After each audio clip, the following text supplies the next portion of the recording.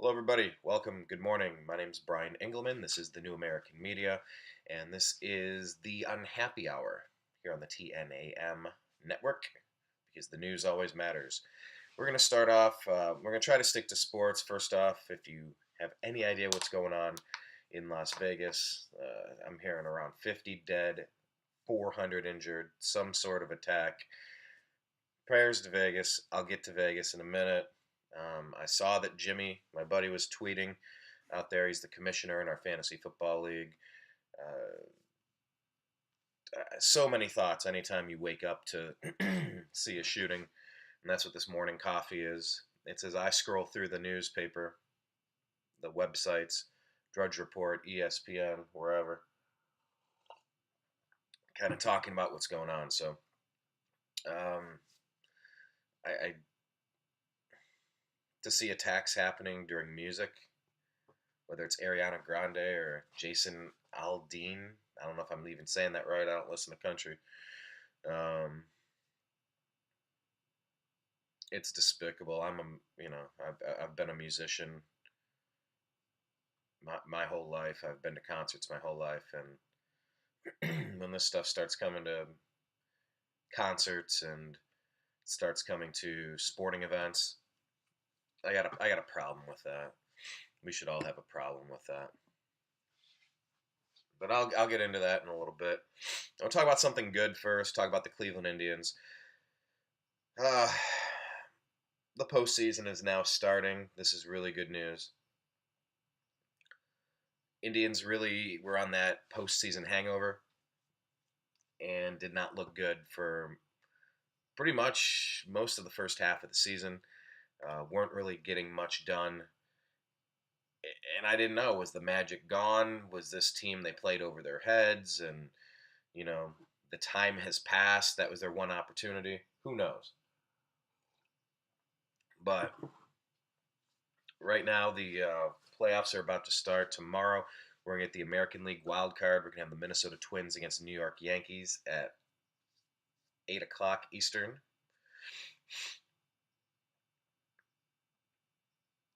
Then on the 4th, we're going to get the Rockies and the Diamondbacks at 8 o'clock Eastern. And then, where's the... Where are the standings? 2017 playoffs. Complete coverage of every series. There we go. So then it's... Anyway, we'll just start with that. Kudos to the Cleveland Indians for a great season. It's a race to 11. And I sure hope this is the year, baby. I sure hope this is the year. Great all-around effort by the Tribe. Great all-around effort. It's been an incredible season. It's taken some of the edge off of the Cleveland Browns being such a train wreck, being so unwatchable. Let's roll through the games yesterday. The Saints smashed the Dolphins 20-0. Is Jay Cutler a better option than Colin Kaepernick? Don't we have to ask this anytime a team isn't performing well? I don't know. Maybe. Oh, the loss of Tannehill, though. That's really hurt that team.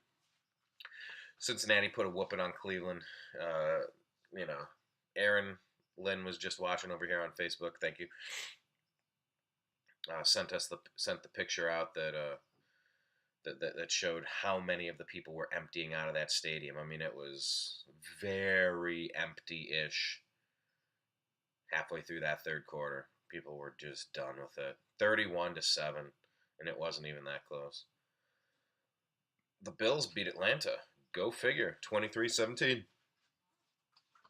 An overtime game that'll help the Cleveland Browns' chances of winning the number one overall pick for a second consecutive year.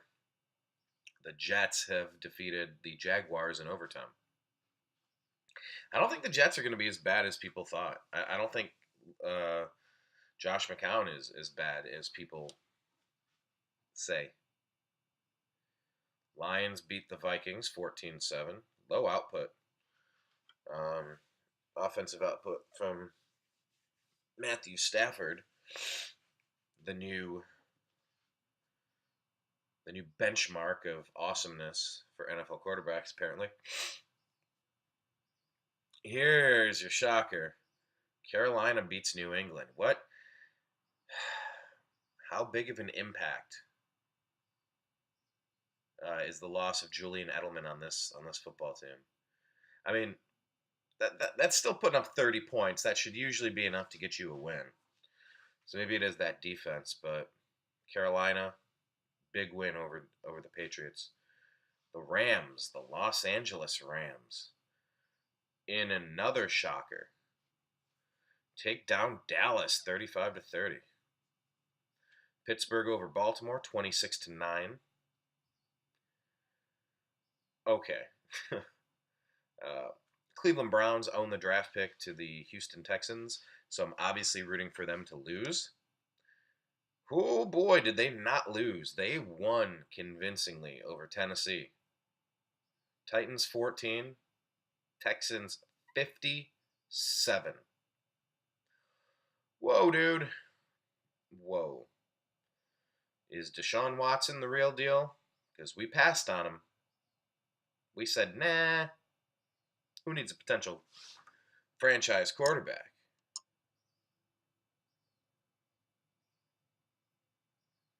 Hang on, we're trying to reconnect over here. I'm going to disconnect the Wi-Fi and put it back on. See if we can get back up and running on Facebook land. And it looks like we're back. Due to poor wireless connection, your video has been paused. What's up, people? What's up, Chris? I'm going to invite you. It doesn't mean you have to jump in. But I'm learning how this works, so I'm trying it all out. Arizona barely gets past the Niners, 18-15. Eagles win, barely, 26-24. Let's see what this is, because this is an interesting story. The NFL might have really screwed up. With Los Angeles. I feel like Los Angeles would have happily welcomed back the Raiders.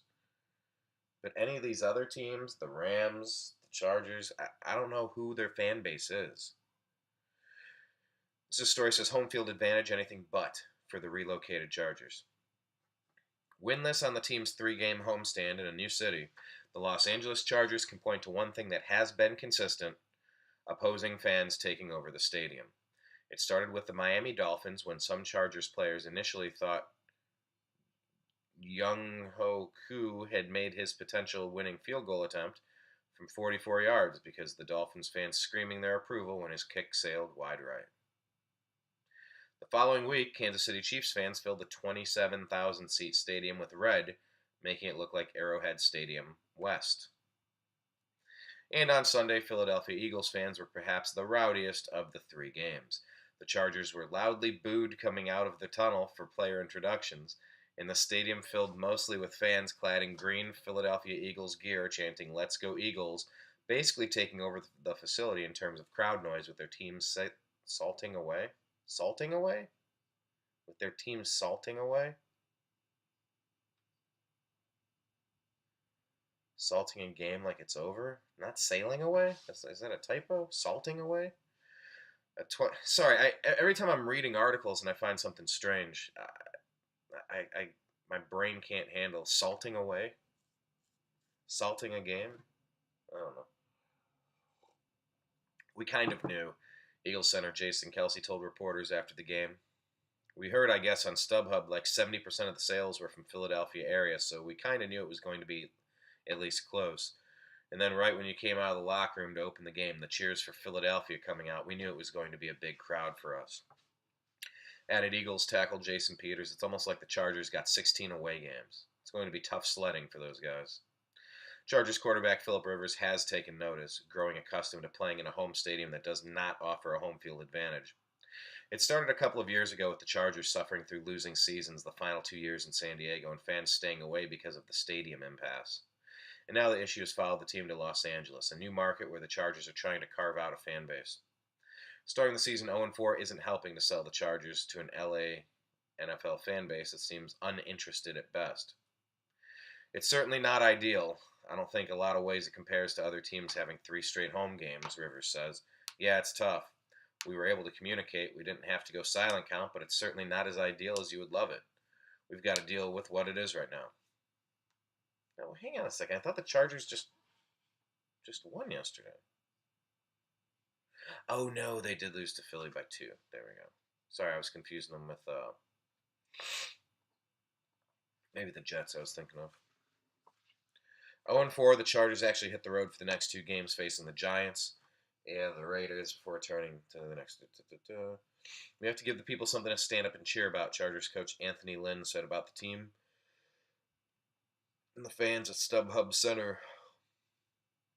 Win a home game and we can do that. I'm sure our fans would appreciate it. Anyway, blah, blah, blah, blah, blah, blah, blah. Here's what I'm saying about that. You're hearing talk about the Chargers maybe getting relocated back to San Diego. I don't know if there's any truth to it or not, but I mean, you grab 2 franchises and just plopped them down. You really upset St. Louis. Or you're going to upset Jokeland once that team's gone. You upset San Diego. There's something that can be said for consistency in the league. I had somebody telling me that sports is very different now than it used to be because, you used to know the players on your team, you'd draft them. They'd be rookies, they'd come up in your system the first few years, they'd blossom into superstars. And then at their peak, you want to surround them with some other players to kind of make a championship run. It's just really hard to keep track of who's on your team these days. So it's gonna change what being a fan means. Let's finish rolling through the NFL here. Tampa Bay Buccaneers won 25-23 over the Giants. Giants still struggling. Denver squeaks past Oakland 16-10. And Seattle puts a whooping on the Colts, who the Browns could not beat. 46-18. So the Tribe won yesterday. They wrapped up 102 games, 102 wins on the 2016 season. 1 game ahead of the Houston Astros. So this is going to mean that Cleveland has the home field advantage through the American League playoffs. That's a good thing. And if any team other than Los Angeles gets out of the West, the National League, then Cleveland would have the home field advantage if Cleveland can advance. So it's the first to 11, 5-game series, then 2 sevens, right? So let's go Tribe. What else? What else in the world of sports? Rick Pitino's selling his house and he's laying low. Interested about this one because honestly, I didn't watch the Cleveland Browns game yesterday, and if you want to talk about it, I'm all ears. I have plenty to say about it. I mean, hell, I even started Deshaun Kaiser in one of my fantasy football leagues. That was dumb. But Richard Sherman's getting annoyed here because if I wasn't playing in several different fantasy leagues, I don't know that I would have really paid much attention to the NFL. And it's one of the only things that it has going for it right now, especially for me. I, I'm one of the biggest football fans you're going to find. But these protests have left a sour taste in my mouth. I don't like what's going on. And no, that does not mean you're allowed to equate that into me hating equality for people. That's a silly argument. That's ridiculous. You're not allowed to use it. I just don't want it on my football field. I'm there to watch games. I'm there to have fun. Especially when it's really just an anti-Trump protest disguised as some sort of unity thing. You had one guy doing it last season. You had a handful of people until the president tweeted, and then it's just every game you're kneeling for our anthem overseas, and then you're kneeling or you're standing at attention and respect for God Save the Queen. Have I fallen through a wormhole? Is this real life? Is this real life? Sorry, that's not okay in my book, and it's never gonna be. But But yeah, if I wasn't playing fantasy football, I wouldn't be paying attention right now to football, to the NFL, which is sad. I love the game. I played the game. I love the game, but there's not much for me to continue supporting at this point. But Seattle, which is a kind of a hotbed of this protest activity with Richard Sherman and Michael Bennett. Um, there's a story here. Seattle Seahawks cornerback Richard Sherman offered a critical take Sunday night on how, in his view, some fans dehumanize NFL players because of fantasy football, saying players don't care about your fantasy football team. I think a lot of people, a lot of fans out there have looked at players even less like people because of fantasy football and things like that, Sherman said. You go and say, oh man, this guy got hurt. You're not thinking, hey man, this guy got hurt. He's really physically hurt, and you're going to take time to recover, and it's probably going to affect his mental state and his physical state and how he has a long, rigorous rehab. You're thinking, oh man, he's messing up my fantasy team. This is a headline. This is a headline. And sorry, I'm a few paragraphs in, and I don't see the point. This is me waking up, having my coffee with you. So either there's a story here or there's not. Sherman's comments came in response to a post-game question about how players are affected when a teammate is injured. Seahawks running back Chris Carson suffered what Coach Pete Carroll called a significant ankle injury during the 46-18 win over the Colts, while left tackle Reese Odiambo had to be taken to the hospital after experiencing trouble breathing. Sherman called injuries to teammates devastating and lamented how some fans only view them through the lens of fantasy football. I think that's why you see the frustration from a lot of players saying they don't care about your fantasy team, he said. They don't care about how it affects your fantasy team because these are real players, this is real life, and this is their real job, and that's affecting their well-being. Now, your fantasy team may not win, and hey, guess what? You'll live the next day. This is their well-being. They may not ever get another shot. They may never get another down, another play, and I think that's why it's so devastating for players. Thankfully, I don't think Carson's injury is as serious as we first thought. Hopefully, God willing. Trying to be optimistic in this situation.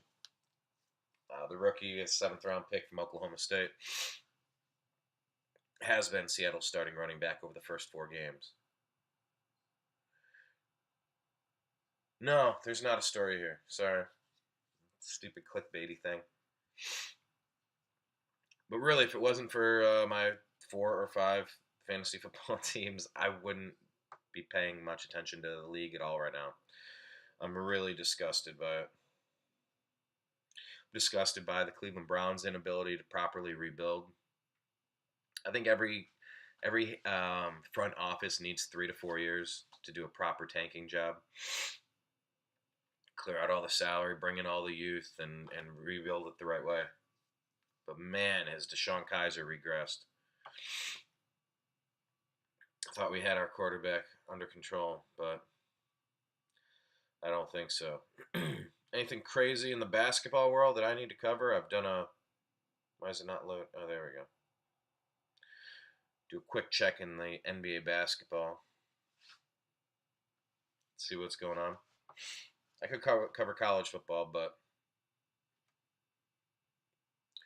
All right, Russell Westbrook likes where he's at. Oh, the Lakers are going to lock arms throughout the season. How cute.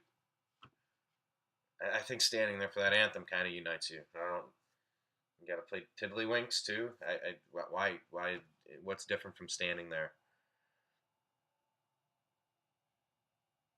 Warriors have no need to protest during the anthem. Oh, God. All right. Let's see what's going on here. This is a Cavs story. Derrick Rose is no longer in a dark place, and he's playing revenge basketball. Happy with the Cavs. Okay. You got Kyrie hungry to leave, and you got Derrick Rose hungry to prove himself. Derrick Rose admits that his mental approach in the past, not just his physical ailments, started to lead his career astray, and he says he's determined to get back on track with the Cavaliers. I was in a dark place years ago, man. Rose said Saturday. By a dark place, I mean I was playing like revenge basketball, and that wasn't my way of playing basketball. I'm confused now because I thought, oh, so I read the title wrong. Derrick Rose no longer in a dark place playing revenge basketball, comma, he's happy with the Cavs. Okay. I was I enjoy competing, but when I came back, it was about just trying to get back to the top and proving everybody wrong. Like, I know who I am as a man. I know who I am as a player or person. There's no point in doing that anymore. It's just being secure as a person and knowing who I am. Oh, this guy. Mm. Another comment machine that talks a lot and doesn't say much. Man, Kyrie was the worst at that, though. Blah, blah, blah, blah, blah, blah, blah, blah, blah, blah, blah. Dude, you've repeated yourself multiple times. I didn't get any good information from you. Rose, who beat out LeBron James and Dwight Howard to be named League MVP in 2011 in just his third year in the NBA with his hometown Chicago Bulls, is now in his ninth season and signed to a minimum contract in Cleveland. It's his third team since being drafted number 1 in 2008.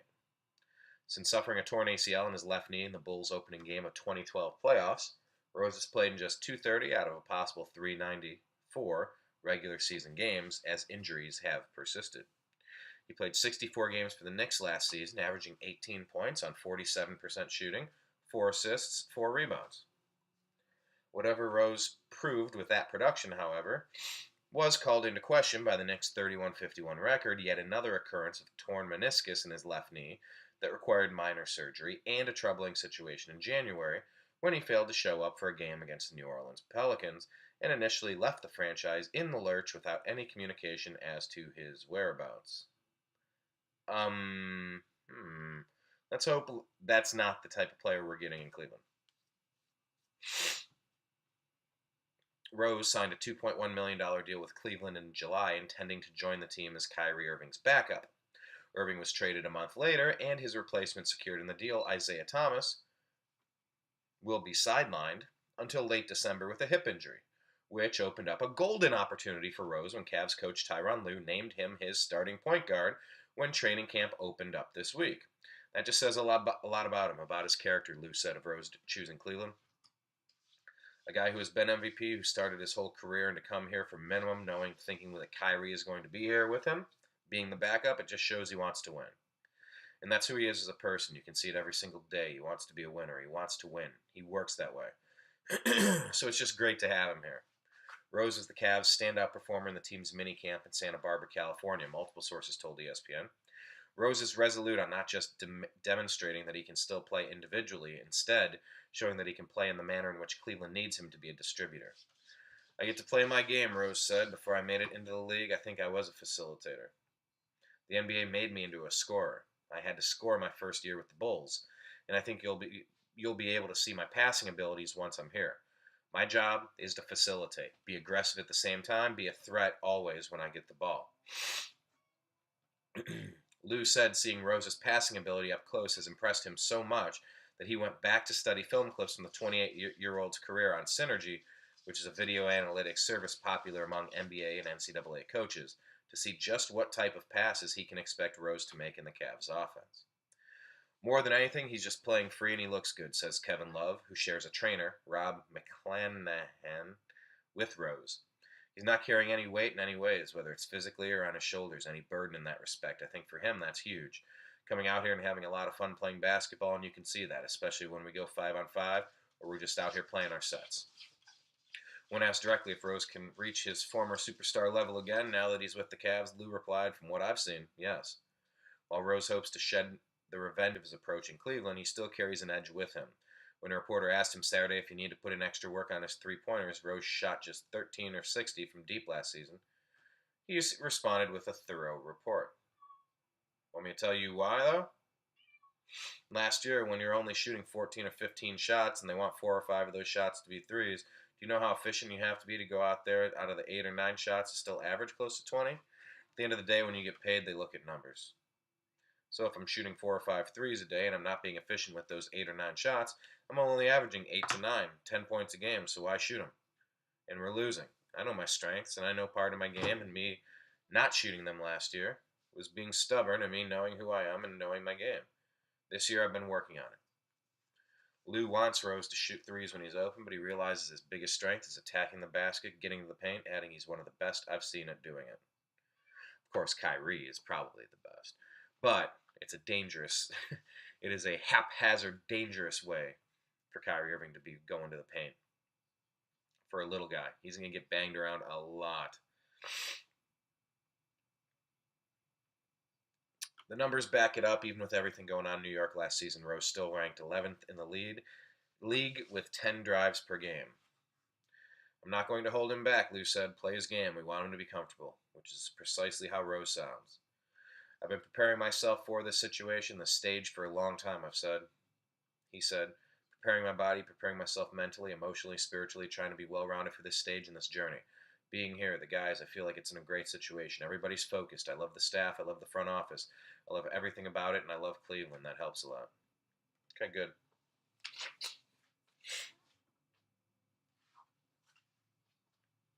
And I guess finally, let's do a quick once-over on NCAA. Kind of go over what we got in the world of NCAA. Let's do rankings.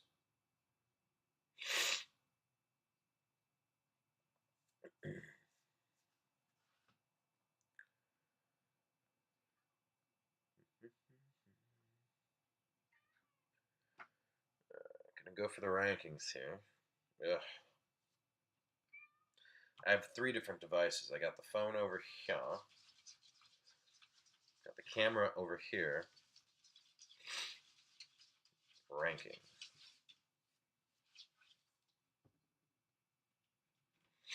Got tablet right here. All right, well, you got a bunch of undefeated teams clogging up the top 10. Go through them. Alabama, number 1. This is the AP. Look pretty similar with Georgia and Washington kind of being flip-flopped here.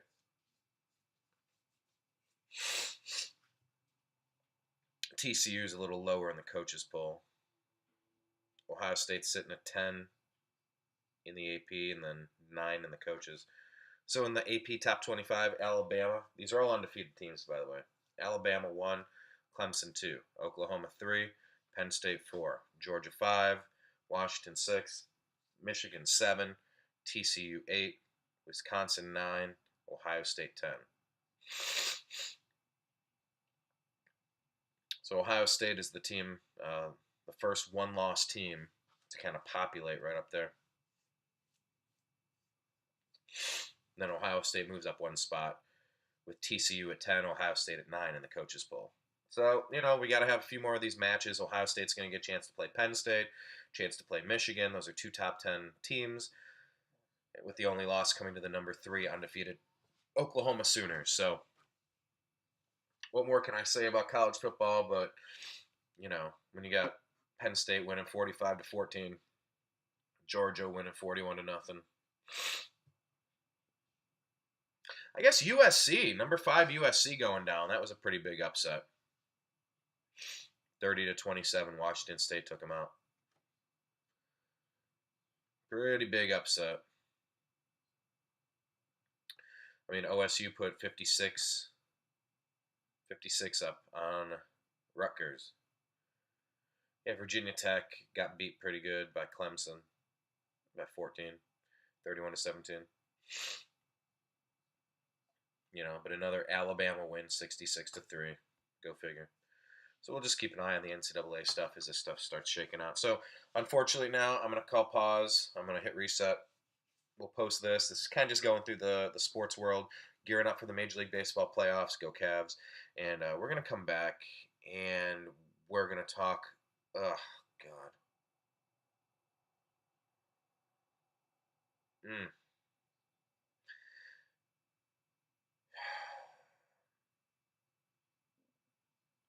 Deadliest mass shooting in the United States.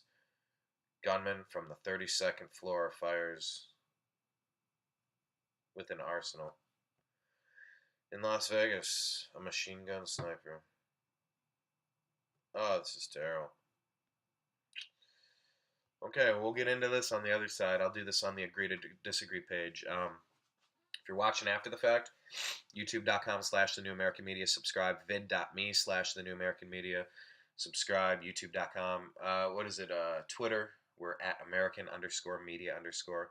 Instagram.com/slash the new American media. The sports one is Instagram.com/slash the unhappy hour. If you're on Facebook, there's a private group called the Unhappy Hour Sports Show. Find it, join it, like it. Anyway, I got to get into this lousy story now, so press pause. I'll be right back.